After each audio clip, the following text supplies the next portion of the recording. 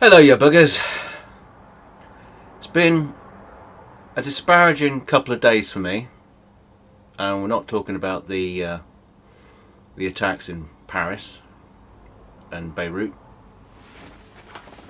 with our local friendly Islamic State.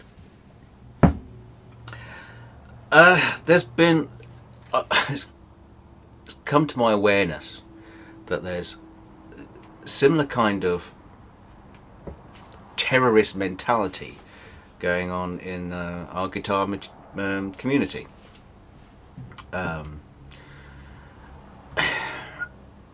Yeah, I mean, Sergey Iron Fist, well, he's a given. He hates me. I don't care. But he's decided to... he's managed to find a channel that he's not been banned from. And as usual, he lobs in a comment. Like a terrorist bomb.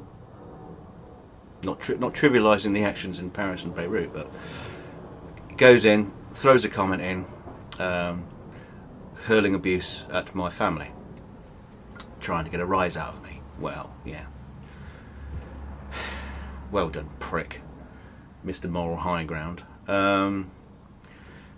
There's also someone else who I have no real understanding why, but he's just decided to take a bit of a disliking to me, and instead of putting anything on the channel or coming straight forward and saying anything, he's decided to fill his Google Plus account with snide remarks about me, also accusing me of paedophilia, again, another person, and having a major go at Will Galvin as well. Now, I'm thinking the only reason why he's having a go at me is because of my association and friendship with Will Galvin. Well, I'm sorry, that exists. I don't know why you care about it, just because you're a big good friend of Howard Diaz. Now, I'm not gonna mention any names, gung ho, but because that would just be rude, wouldn't it? And well, that's just one of many accounts he has, and suspicions are arising that he is also in charge of other accounts that are pretty nasty towards Will. Now, I'm not into people picking sides and things like that, but this is one case. If this guy's going to continue being childish, and I'm not even too sure what his motives are, but if he's going to continue doing this, quite frankly, anybody who wants to support him and follow him and everything like that, fine, you go ahead and do that. You just unsubscribe from my channel. Don't come back. Don't even come and watch my videos. I don't care. I'm not interested in you. I have friends here, and I appreciate that friendship. I don't appreciate childish behaviour from someone, I don't know, twice my age. I don't know. Fucking seems like it, like a little fucking Yoda. Yeah, so there you go. That's that said. Just be gone with you. And if you do continue to associate with this person, or any of these people, I'm just going to block you. I really don't care. I'm not having you coming on my channel, or leaving you open to attack my friends who come onto my channel and make comments and stuff like that. It's just not having it. It's beyond trolling. It's not even trolling. It's just pathetic. So there you go. That's my warning. Alright, now I would like to get to the meat and potatoes of the fucking video. Okay. So I now have 12-inch radius blocks at work. I've put a new blade on my saw, so I'm going to be cutting some new ones, some fresh ones. My blade on my circular saw was a bit old, so it was chipping out a little bit too much. So with a new fresh blade, it's going to cut a lot cleaner, and I'll be able to make some proper blocks. Maybe even send some out to people if they really want. And I'm going to apologise again for going all the time, but that's how I roll. So if you don't like it, fuck off. See, did it again. So I have a fretboard ready for cutting some slots in. Now I have a fret saw. Actually, these are called gent saws. So you can find them all over the internet at various prices. The tricky thing is going to be finding one that's just the right size. This is, well, what is it? 46 thousandths of an inch. What do you call it? The kerf, the cutting bit. So I might have a look around to see if I can find cheaper alternatives to going out and buying one that's guaranteed to be a guitar fret saw. Okay, but the handy thing about this is it's got a couple of holes in it.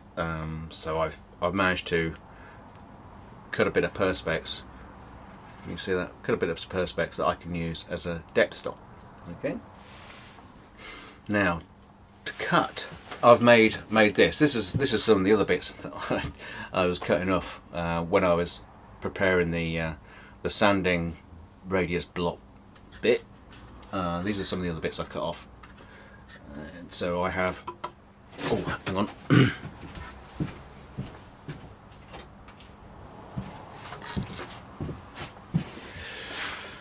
So I have this, which got a perspex guide fixed, just plonked in the middle there, which is the right thickness for the blade, so that can slot in there. It's got guides to keep the blade vertical, and as you can see, the depth stop can be set to a particular height. I think maybe it might not be low enough, but anyway, what I do is I'll take the fretboard and I'll just double side it into the middle of that, and that will slide backwards and forwards along the guide, so it keeps everything all nice and straight. Now, to get the position of the slots, I've made this. You see, I'll just take it in closer. I'm not sure it's going to focus, but it's basically, maybe I'll put a PDF of this in the link below. But it's spacings for the frets, and it's got the positions of the dot markers and things like that on it as well. So it's all centered off. What I'm going to do is I'll cut this off, cut this out, and lay it over the fretboard using a bit of spray mount, and I'll be able to line up, because the lines are really thin. I'm not even sure you can see them, but I'll be able to line up perfectly accurately the join. Again, because to get in one piece you need an A3 sheet of paper, and I don't have an A3 printer. So I will do that. As you can see, I've made my first cut. Well, I do a cut over here just to check my depth gauge, because this is just an off cut. We'll lose all that because it's 24 frets. Don't need any more than that. And yeah, only important thing is if you're going to be using a paper guide like this, is to make sure you can be cutting from the same place, whether you're going to be cutting from the centre, the right side of the line, or the left side of the line. I'm cutting just on the right side of the line, so I can see it just before I start making the cut. So I will now continue cutting the rest. I probably won't film it all because that would probably be extremely dull.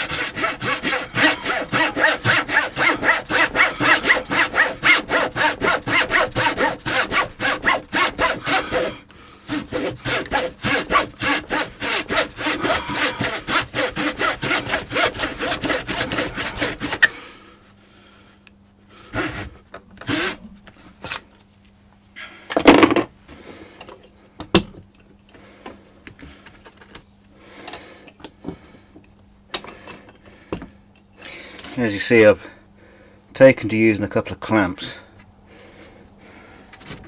just to hold the whole block down while I'm cutting,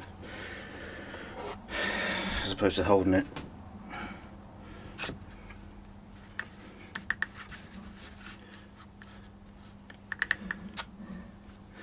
It's getting a little hard to make sure I'm lining up because there's dust forming underneath the perspex, so I'm just going to whip it out and clean it off. Yeah, so I didn't do an entire like 40-minute video of me sawing the slots, but there you go. It's all cut, including the zero nut position, so that's marked off. So it's on the same side as all the other cuts, and yeah. So the next job will be to drill out the holes. While I've got this paper in place, we'll drill out the holes for the fret markers on the top. And I can't show you what I'm thinking. I mean, one of the things I was thinking about that was rolling up some newspaper.